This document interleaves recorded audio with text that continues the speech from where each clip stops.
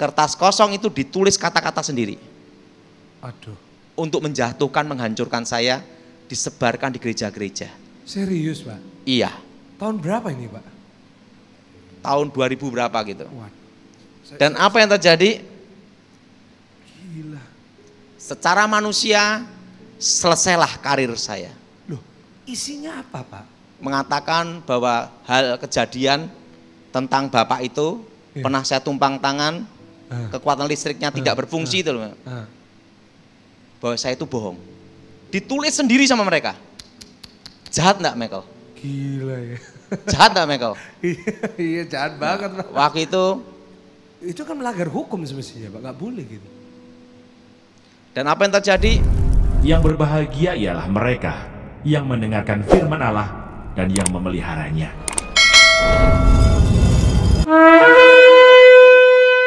Waktu itu saya sama istri saya baru menikah. Tiba-tiba Tuhan bicara pada saya. Suaranya jelas sekali. Daud, engkau harus menginap di rumah orang ini. Nanti waktu kamu khotbah, sebut nama ini. Sama pendetanya, dan engkau harus nginap di rumah orang ini. Saya naik kereta api dari Jakarta Cirebon. Sampai Cirebon, pendetanya jemput saya. Itu orang tuanya pendeta Yuda Mayol. Saya ngomong sama hamba Tuhannya di situ. Pak Daud nginep di hotel ini. Tidak. Tolong carikan nama orang ini bahwa saya harus menginap di rumah orang ini. Sesuai suara Tuhan itu. Kaget. Karena orang ini fanatik. Iya Pak. Dan dia punya istri kan Kristen. Tapi istrinya ini berdoa sudah bertahun-tahun supaya bapak ini bertobat. Waktu itu saya datang, saya nginep di rumahnya. Bapak ini kaget. Dan hari itu juga dia bertobat. Jadi pertobatan itu bukan berdebat, tapi kuasa roh, kekuatan Tuhan. Saya tidak buka Alkitab untuk berdebat sama dia, tidak. Saya hanya datang nginap rumahnya. Langsung diserahin jimat-jimatnya, bakar, dan hari itulah dia pertama kali di gereja seumur hidupnya. Berikan tepuk tangan yang paling luar biasa buat Tuhan, haleluya ya. Dan dia percaya Yesus. Di situ saya melihat bahwa pertobatan itu adalah anugerah. Nah, jadi bapak ini kalau di Merpati balap terkenal di Cirebon. Gitu ya Pak. Ringnya CHO, saya masih ingat itu. Nah, di situ saya lihat bahwa keselamatan itu adalah anugerah. Amin. Nah, Pak Daud pernah enggak dalam pelayanan ada masalah? Hidup kita pasti ada masalah. Pak Daud ada masalah dalam pelayanan, pernah? Pernah. Tapi bagaimana mengatasi masalah? Nah, perlu Michael tahu bahwa saya bersyukur sama Tuhan, saya punya istri yang baik. Puji Tuhan. Jadi, saya begitu menikah, 1 bulan kemudian langsung saya ada tugas. 2 minggu, sebulan langsung jalan. Dan saya jarang ketemu istri. Waktu itu saya mendampingi Jenderal Pramono Edi Wibowo. Jadi saya mendampingi beliau itu dari kolonel, waktu itu dia masih ajudan Megawati. Setelah itu Wandanjen Kopassus, Kasdam Jawa Tengah, Danjen Kopassus. Setelah itu Pangdam Siliwangi, setelah itu Pangkostrat, Kasat. Jadi saya 10 tahun itu sama beliau. Dan saya tidak menyangka saya masih hidup. Karena tugas yang diberikan tuh sangat berbahaya. Katanya teman-temannya ada yang meninggal ya Pak? Ada. Sudah ada. Saya punya kawan namanya Kolonel Ricky Samuel. itu meninggal kecelakaan helikopter ya. Itu teman dulu. Terusan kawan saya juga Kolonel Aldub Rahib Sregar, itu satu tim sama saya dulu. Meninggal juga. Jadi saya bisa hidup sampai sekarang adalah anugerah. Amin. Makanya saya pergunakan hidup saya sebaik-baiknya. Amin. Kenapa saya tidak sembarangan melayani rumah ke rumah? Karena saya punya pengalaman. Di mana pengalaman pahit itu menjadi pelajaran hidup saya menjadi manis. Suatu kali saya pelayanan di Jawa Timur. Ada seorang pemuda itu kesurupan. Sampai agak kurang inilah. Saya layani dia, setannya keluar, dia bertobat. Terusan keluarga ini berkata, dia punya paman yang ahli tenaga dalam, bisa mengalirkan listrik. Jadi dia bisa mengeluarkan listrik, bahkan bisa mengeluarkan api. Wow. Dan saya diminta datang ke sana untuk doakan supaya dia bertobat. Kan gitu. Saya tidak curiga apapun. Saya diminta ada hamba Tuhan juga. Kalau kita ada hamba Tuhan kan kita lebih percaya ya. Saya datang ke sana, saya lihat, oh ini ada tenaga dalam, ada kuasa gelapnya. Saya beritahu sama bapak ini, bapak bertobat, percaya Yesus, lepaskan ilmu kamu. Nah, waktu itu dia kan biasa demo apa-apa gitu ya, pegang gini, saya tidak terasa apa-apa. Dia mau apapun saya tidak terasa. Bapak bertobat. Dia keluarkan listriknya apapun tidak terasa. Karena saya kan ada kuasa Yesus. Saya ngomong Bapak bertobat. Nah, kita semua harus belajar dari kesalahan. Pak. Jangan mengulangi kesalahan, namanya goblok. Nah, waktu itu saking senangnya Bapak ini saya doakan, saya kesaksian bagaimana dia bertobat. Nggak taunya dia tidak terima. Oh, yang bertobat ini nggak terima? Ya, bertobatnya masih. Saya kira kan bertobat. Nggak taunya dia enggak. Nah, yang akunya hamba Tuhan ini ngomong, Pak Daud diminta untuk mendoakan Bapak ini. Lagi. Ya, kita kan tidak curiga. Keponakannya dan keluarganya minta saya doa lagi. Saya datang ke rumahnya Bapak ini lagi. Di situ saya dikepung 40 orang. 40 orang? 40 orang. Siapa 40 orang itu? Ya 40 orang. Anak buahnya. 40 orang ya preman dan lainnya lah. 40 orang. Dan Bapak ini ngaku dia adalah temannya SBY. Nah, saya diam aja karena kita dulu kan diajar untuk ranah sipil kita kan tidak boleh ini. Pokoknya kita harus ikuti hukum sipil gitu loh. Iya Pak. Nah, karena kita kan kalau tugas untuk negara, tugas dari Pramona Edi, nah itu kalau tugas saya akan selesaikan dengan baik. Sampai tuntas, tetapi ingat saya kan sipil. Nanti Pak Edi Wibowo dengan anggotanya, dia nanti yang akan dampingi termasuk kerjasama sama Densus, setelah itu dengan Polri kan gitu. Waktu itu tim saya dulu ada juga polisi namanya Alex Bambang Riyatmojo, Kapolda Jawa Tengah. Waktu itu ya, dia ngaku dia temannya presiden, gini-gini. Saya diem aja, padahal saya di bawah komandonya tim Elang 55. Saya diem aja.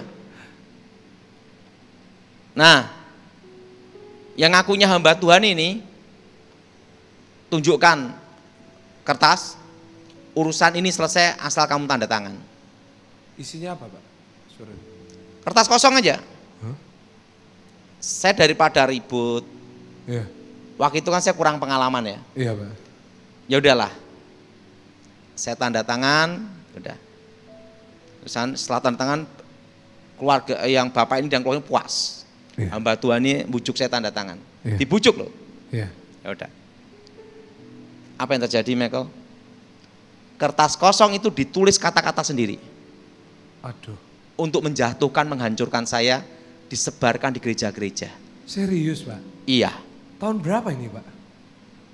Tahun 2000 berapa gitu. Dan apa yang terjadi? Gila. Secara manusia, selesailah karir saya. Loh, isinya apa, Pak? Mengatakan bahwa hal kejadian tentang bapak itu, pernah saya tumpang tangan, kekuatan listriknya tidak berfungsi itu loh. Bahwa saya itu bohong. Ditulis sendiri sama mereka. Jahat enggak, Michael? Gila ya. Jahat enggak, Michael? Iya, jahat banget, Pak. Waktu itu kan melanggar hukum semestinya, Pak. Nggak boleh gitu. Dan apa yang terjadi? Waktu itu Jenderal Pramono Edi tahu hal itu. Daud, kamu mau gimana? Izin Jenderal, ini kan ranah sipil. Nggak usah lah. Kalau saya benar, Tuhan pasti bela saya. Amin. Kalau saya salah, selesai. Bener Daud, kita turun ini. Nggak usah. Kita bantu ini. Kamu perlu apa tinggal ngomong aja. Dia ngaku sebagai temannya ini kan. Hanya foto kan, hanya foto doang. Kenapa kamu udah ini Daud? Saya kan tidak mau ribut ada jenderal. Ya sudahlah. Bener ini, bener. Kamu enggak stres? Enggak. Nanti ganggu tugas kamu. Oh tidak. Apa yang terjadi? Hamba Tuhan ini pula ngasih surat ini difotokopi, dikasihkan ke gereja-gereja. Ini pendeta yang gitu? Nanti saya cerita. Astaga. Nah, secara manusia, karir saya selesai. Karir saya hancur dan tamat. Betul enggak? Iya. Apa yang terjadi? Saya tetap pelayanan, saya tidak pikirkan itu, saya tidak menuntut. Enggak klarifikasi juga? Tidak klarifikasi. Saya tidak klarifikasi dan mereka itu pakai belangko kosong untuk menjatuhkan saya. Dan apa yang terjadi, Michael? Posisi seperti itu, saya diam aja. Saya hanya berdoa dan saya dikeroyok 40 orang. Karena mereka tahu, saya dulu kan bertarung nggak pernah kalah. Nah, setelah bertobat kan ya.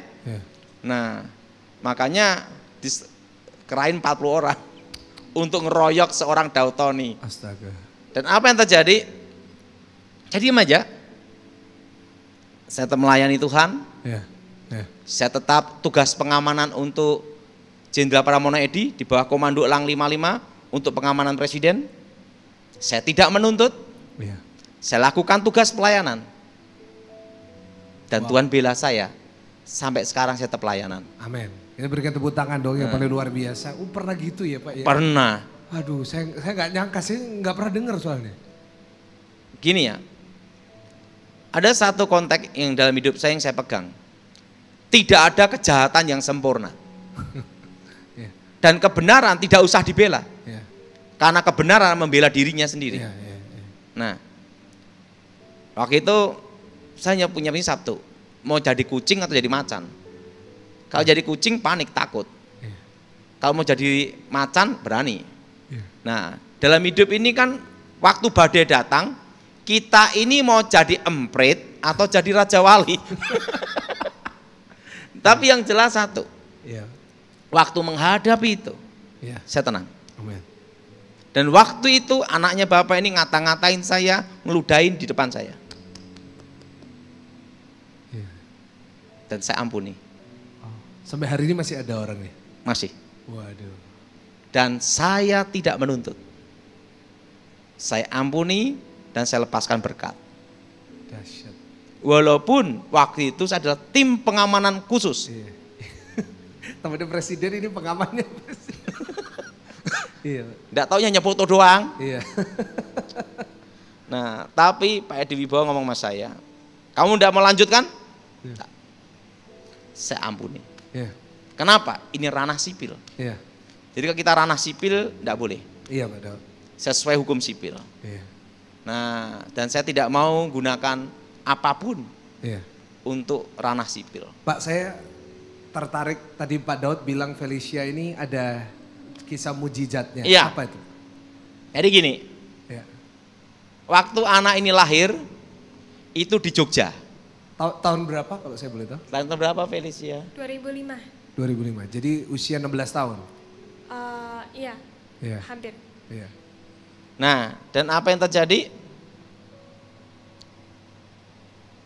Waktu itu Felicia lahir, saya pelayanan di Surabaya. Oh iya. Langsung saya disuruh berangkat pulang. Nah, baru berapa minggu, ini masih kecil ini ya, berapa minggu.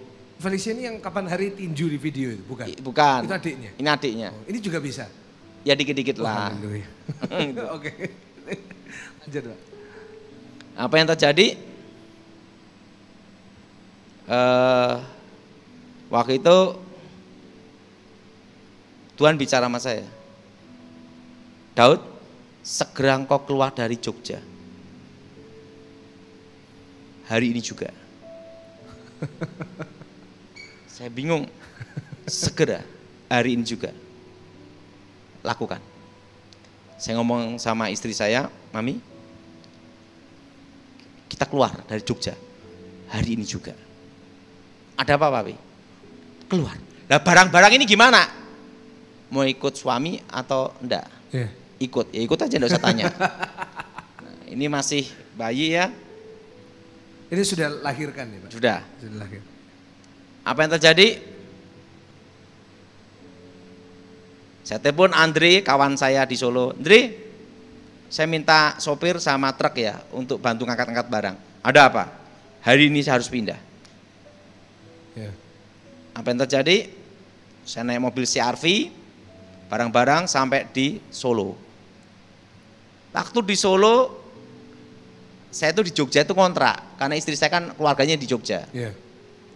Pulang ke rumah Solo, Tuhan bicara, siapkan bahan makanan di rumahmu secukupnya untuk stok 2 sampai 3 minggu.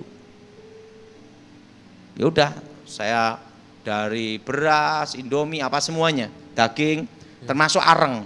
Untuk apa nih Papi? Kalau ada apa-apa tinggal kipas-kipas. Apa yang terjadi Michael? Waktu itu tiba-tiba Tuhan bicara sama saya. Kakiku menjejak di Jogja. Laut bergelora, gempa bumi. Wow. Gempa bumi Jogja. Dan apa yang terjadi? Tempat saya ngontrak itu kanan kiri gempa semua. Oh ya, hancur. Kanan kiri. Dan apa yang terjadi? Kanan kiri ya, gempa. Adik istri saya sama ibu dari istri saya langsung lari ke Jogja, ke Solo semua. Waktu sampai Solo mereka kaget, bahan makanan ada semua. Karena apa? Waktu itu kan minimarket, supermarket diserbu semua, karena orang panik semua. Tapi di rumah sudah ada makanannya semua. Dan Tuhan bicara sama saya, aku melepaskan engkau, meluputkan engkau pada hari kecelakaan.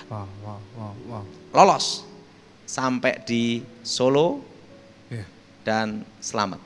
Puji Tuhan, berikan tepuk tangan yang paling luar biasa. Jadi di situ saya melihat suatu hal. Kalau kita bersama Tuhan, ingat indah. Luar biasa. Ikut Tuhan itu tidak mudah, tapi menyenangkan. Amin. Nah, saya pernah naik pesawat, ini kejadian pesawat. Waktu itu saya mau khotbah di Tobo Ali ya, pendeta Diwali di Bangka ya. Lion Air. Tiba-tiba Tuhan bicara sama saya. Rencana itu pulang pergi pakai pesawat itu. Tuhan bicara sama saya.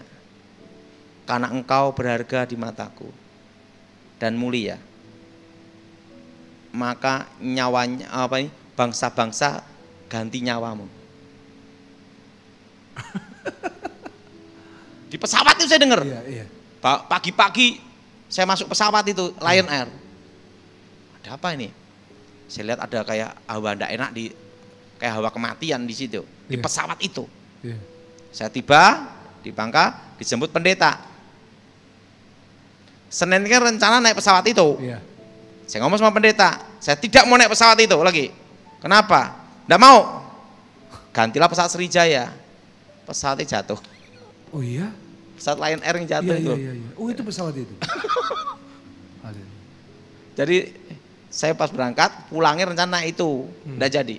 Karena Tuhan beritahu, engkau berharga di mataku. Pak, gimana? Yang pasti kepingin orang-orang di rumah pengen tahu ya Pak. Gimana itu bisa peka seperti itu akan suara sebenarnya Tuhan? Itu adalah tergantung hubungan pribadi dengan Tuhan. Ya. Seperti Michael kalau kenal istri. Ya. Istri ngomong dikit aja ngerti lah. Ya. Walaupun dia nyamar kayak apapun. Ya. Nah demikian hubungan kita dengan Tuhan. Tergantung kita dekat dengan Tuhan. Ya. Sebenarnya untuk dekat dengan Tuhan itu perlu waktu, namanya apa? Disiplin. Iya, setuju. Disiplin, baca Alkitab. Ya. Nah dalam hidup ini ya Michael ya, kita ini harus seimbang. Ya. Makanya anak saya kan Felicia sekolah Alkitab. Ini sekolah Alkitab. Oh, sekolah Alkitab. Wow. Berapa lama Feli? Kamera. Udah lulus sebenarnya.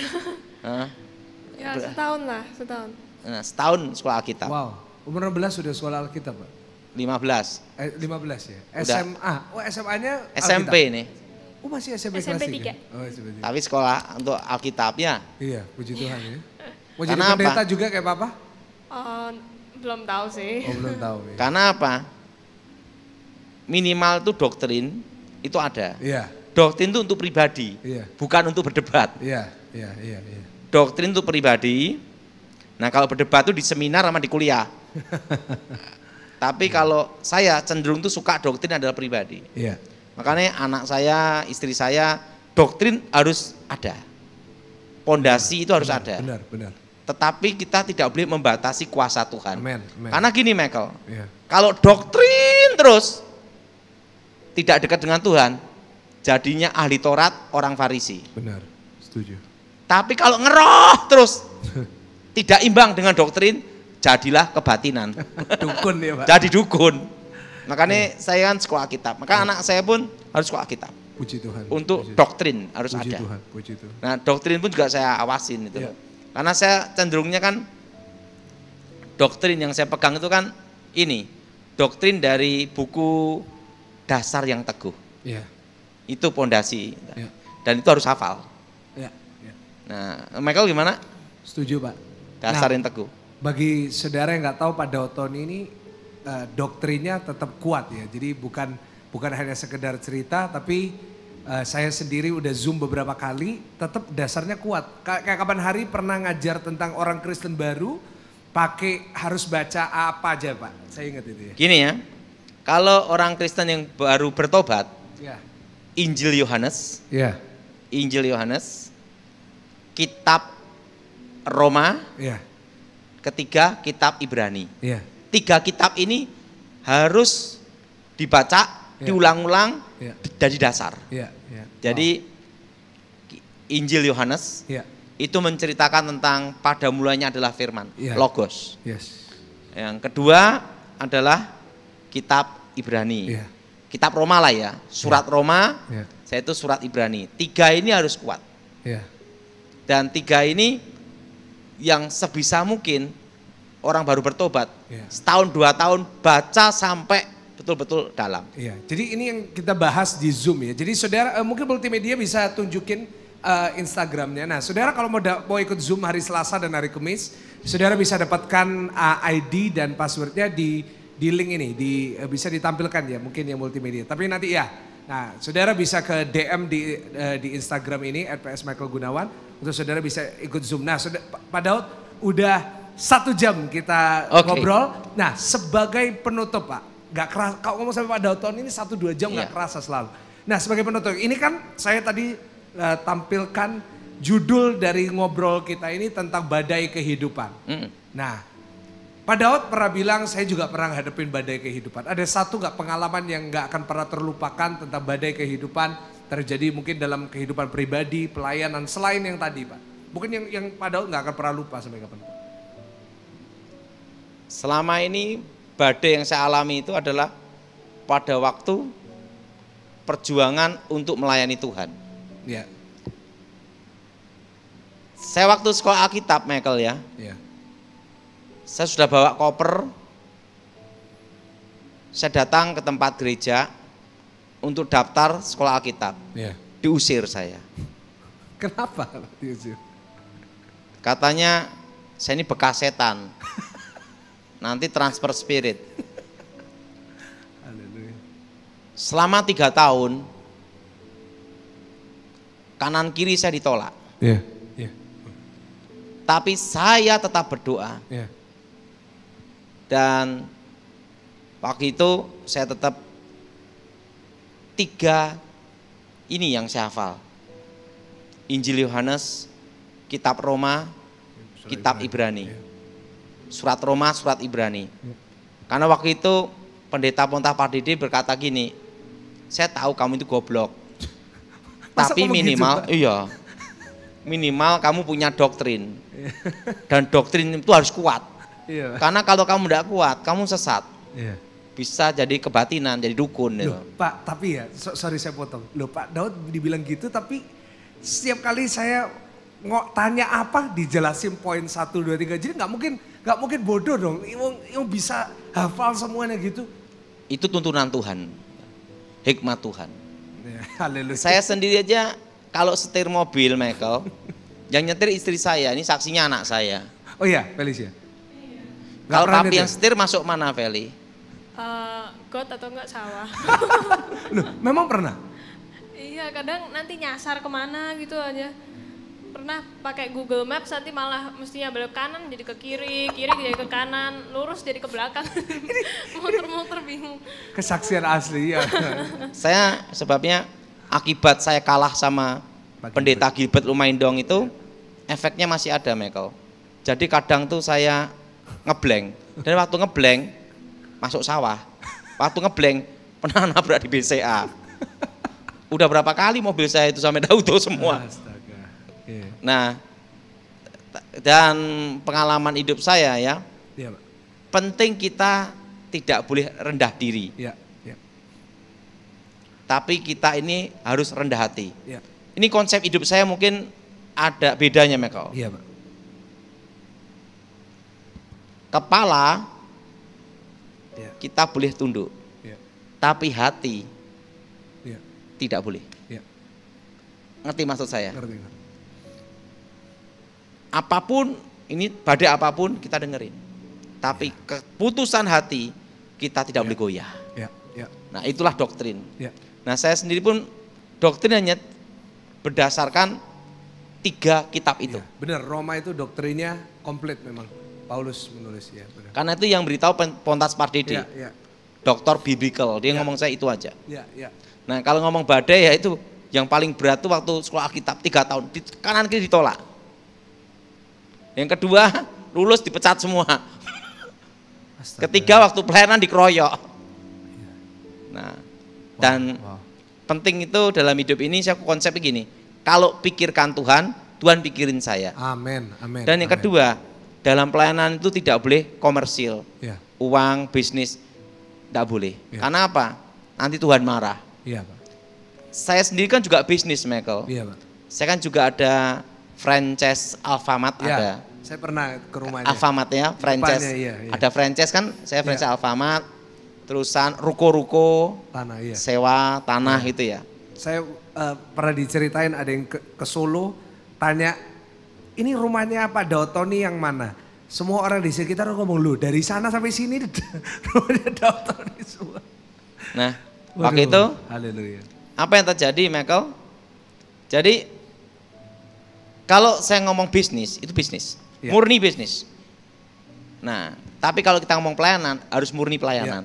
Jadi jangan sampai pelayanan jadi bisnis, bisnis jadi pelayanan, Tuhan pasti marah. Iya, Pak. Jadi kita harus melayani dengan hati. Amin, amin. Saya sendiri pun nanti lain waktu Michael lihat nanti. Tempat pelayanan saya. Boleh, nanti kita ke Solo ya, kita channel ini kita ke Solo dalam waktu kesempatan. Pak Daud, pesan terakhir buat jemaat Tuhan yang ngadepin badai hidup. Nah itu yang mereka mau dengar Pak. Apapun badai yang kita hadapi, percaya Tuhan memberi penyertaan dan kekuatan untuk menghadapi dan mengatasi. Karena hidup kita adalah mengatasi masalah. Maleakhi pasal 4. Hari Tuhan. Bahwa sesungguhnya hari itu datang, menyala seperti perapian, maka semua orang gegabah dan setiap orang yang berbuat fasik menjadi seperti jerami dan akan terbakar oleh hari yang datang itu. Firman Tuhan semesta alam, sampai tidak ditinggalkannya akar dan cabang mereka. Tetapi kamu yang takut akan namaku, bagimu akan terbit surya kebenaran dengan kesembuhan pada sayapnya. Kamu akan keluar dan berjingkrak-jingkrak seperti anak lembu lepas kandang. Kamu akan menginjak-injak orang-orang fasik, sebab mereka akan menjadi abu di bawah telapak kakimu. Pada hari yang kusiapkan itu, firman Tuhan semesta alam. Ingatlah kepada Taurat yang telah kuperintahkan kepada Musa hambaku di Gunung Horeb untuk disampaikan kepada seluruh Israel, yakni ketetapan-ketetapan dan hukum-hukum. Sesungguhnya aku akan mengutus Nabi Elia kepadamu menjelang datangnya hari Tuhan yang besar dan dahsyat itu. Maka ia akan membuat hati bapa-bapa berbalik kepada anak-anaknya dan hati anak-anak kepada bapa-bapanya, supaya jangan aku datang memukul bumi sehingga musnah.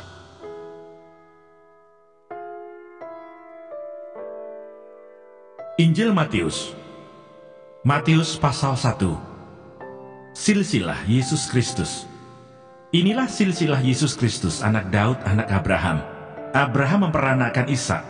Ishak memperanakan Yakub. Yakub memperanakan Yehuda dan saudara-saudaranya. Yehuda memperanakan Peres dan Zerah dari Tamar. Peres memperanakan Hesron. Hesron memperanakan Ram. Ram memperanakan Aminadab. Aminadab memperanakan Nahason. Nahason memperanakan Salmon. Salmon memperanakan Boas dari Rahab. Boas memperanakan Obed dari Rut. Obed memperanakan Isai. Isai memperanakan Raja Daud. Daud memperanakan Salomo dari istri Uria. Salomo memperanakan Rehabeam. Rehabeam memperanakan Abia. Abia memperanakan Asa. Asa memperanakan Yosafat. Yosafat memperanakan Yoram. Yoram memperanakan Uzia. Uzia memperanakan Yotam. Yotam memperanakan Ahaz. Ahaz memperanakan Hizkia. Hizkia memperanakan Manasye. Manasye memperanakan Amon. Amon memperanakan Yosia. Yosia memperanakan Yekonya dan saudara-saudaranya pada waktu pembuangan ke Babel. Sesudah pembuangan ke Babel, Yekonya memperanakan Shealtiel. Shealtiel memperanakan Serubabel. Serubabel memperanakan Abihud. Abihud memperanakan Elyakim. Elyakim memperanakan Azor. Azor memperanakan Sadok. Sadok memperanakan Akim. Akim memperanakan Eliud. Eliud memperanakan Eleasar.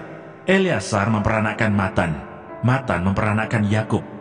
Yakub memperanakan Yusuf suami Maria yang melahirkan Yesus yang disebut Kristus. Jadi seluruhnya ada 14 keturunan dari Abraham sampai Daud, 14 keturunan dari Daud sampai pembuangan ke Babel, dan 14 keturunan dari pembuangan ke Babel sampai Kristus. Kelahiran Yesus Kristus.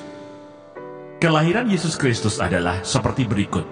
Pada waktu Maria ibunya bertunangan dengan Yusuf, ternyata ia mengandung dari Roh Kudus sebelum mereka hidup sebagai suami istri.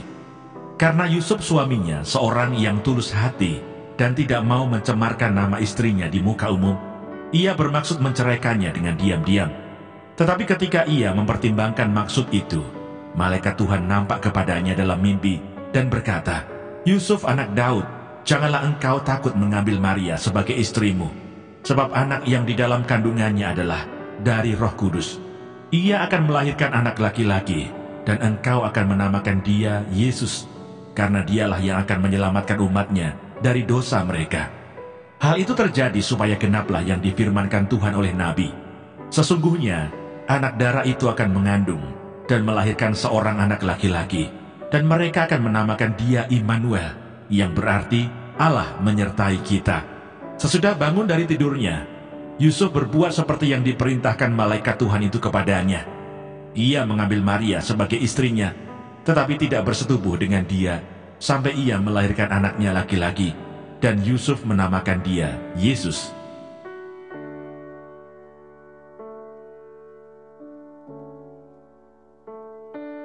Matius pasal 2. Orang-orang Majus dari timur.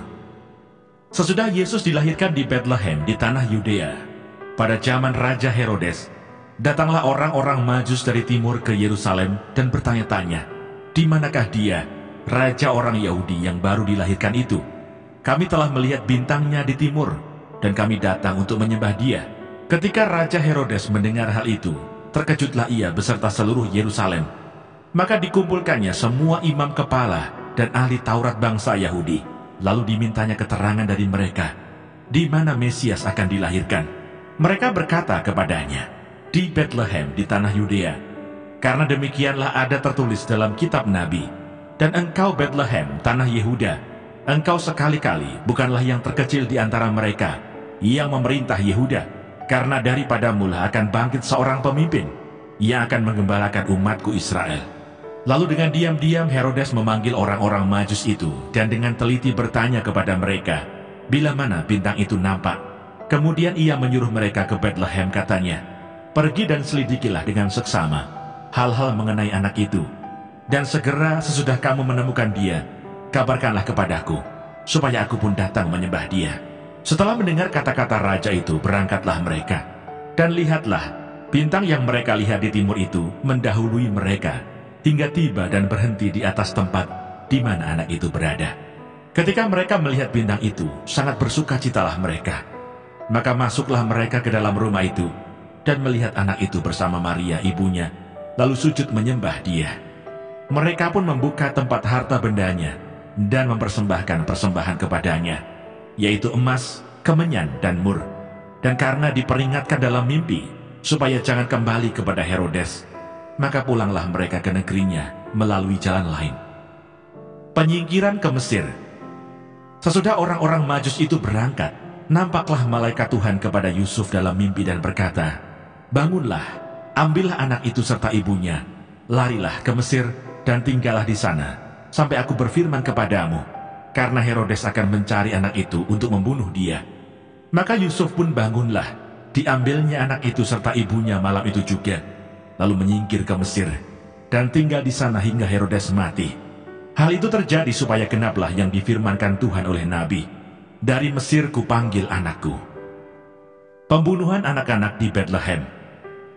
Ketika Herodes tahu bahwa ia telah diberdayakan oleh orang-orang Majus itu, ia sangat marah.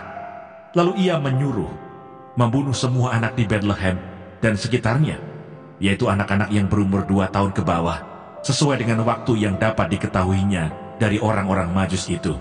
Dengan demikian genaplah firman yang disampaikan oleh Nabi Yeremia. Terdengarlah suara di Rama, tangis dan ratap yang amat sedih. Rahel menangisi anak-anaknya, dan ia tidak mau dihibur, sebab mereka tidak ada lagi. Kembali dari Mesir.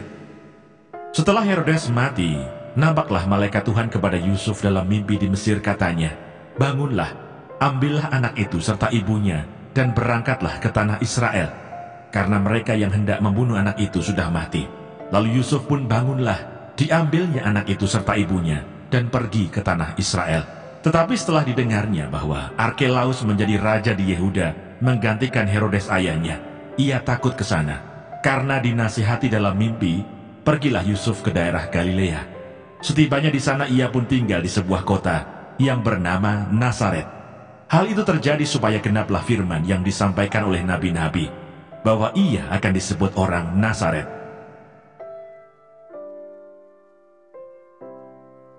Matius pasal 3. Yohanes Pembaptis. Pada waktu itu tampillah Yohanes Pembaptis di padang gurun Yudea dan memberitakan, "Bertobatlah, sebab kerajaan surga sudah dekat." Sesungguhnya dialah yang dimaksudkan Nabi Yesaya ketika ia berkata, "Ada suara orang yang berseru-seru di padang gurun, persiapkanlah jalan untuk Tuhan, luruskanlah jalan baginya." Yohanes memakai jubah bulu unta dan ikat pinggang kulit, dan makanannya belalang dan madu hutan. Maka datanglah kepadanya penduduk dari Yerusalem, dari seluruh Yudea, dan dari seluruh daerah sekitar Yordan. Lalu sambil mengaku dosanya mereka dibaptis oleh Yohanes di sungai Yordan. Tetapi waktu ia melihat banyak orang Farisi dan orang Saduki datang untuk dibaptis, berkatalah ia kepada mereka, "Hai kamu keturunan ular beludak, siapakah yang mengatakan kepada kamu bahwa kamu dapat melarikan diri dari murka yang akan datang? Jadi hasilkanlah buah yang sesuai dengan pertobatan. Dan janganlah mengira bahwa kamu dapat berkata dalam hatimu, Abraham adalah bapa kami, karena aku berkata kepadamu, Allah dapat menjadikan anak-anak bagi Abraham dari batu-batu ini. Kapak sudah tersedia pada akar pohon, dan setiap pohon yang tidak menghasilkan buah yang baik pasti ditebang dan dibuang ke dalam api. Aku membaptis kamu dengan air sebagai tanda pertobatan, tetapi ia yang datang kemudian daripadaku lebih berkuasa daripadaku, dan aku tidak layak melepaskan kasutnya. Ia akan membaptiskan kamu dengan Roh Kudus dan dengan api. Alat penampi sudah di tangannya. Ia akan membersihkan tempat pengirikannya dan mengumpulkan gandumnya ke dalam lumbung. Tetapi debu jerami itu akan dibakarnya dalam api yang tidak terpadamkan." Yesus dibaptis Yohanes. Maka datanglah Yesus dari Galilea ke Yordan kepada Yohanes untuk dibaptis olehnya. Tetapi Yohanes mencegah dia, katanya, "Akulah yang perlu dibaptis olehmu, dan engkau yang datang kepadaku." Lalu Yesus menjawab katanya kepadanya, "Biarlah hal itu terjadi, karena demikianlah sepatutnya kita menggenapkan seluruh kehendak Allah." Dan Yohanes pun menurutinya. Sesudah dibaptis, Yesus segera keluar dari air, dan pada waktu itu juga langit terbuka, dan ia melihat Roh Allah seperti burung merpati turun ke atasnya.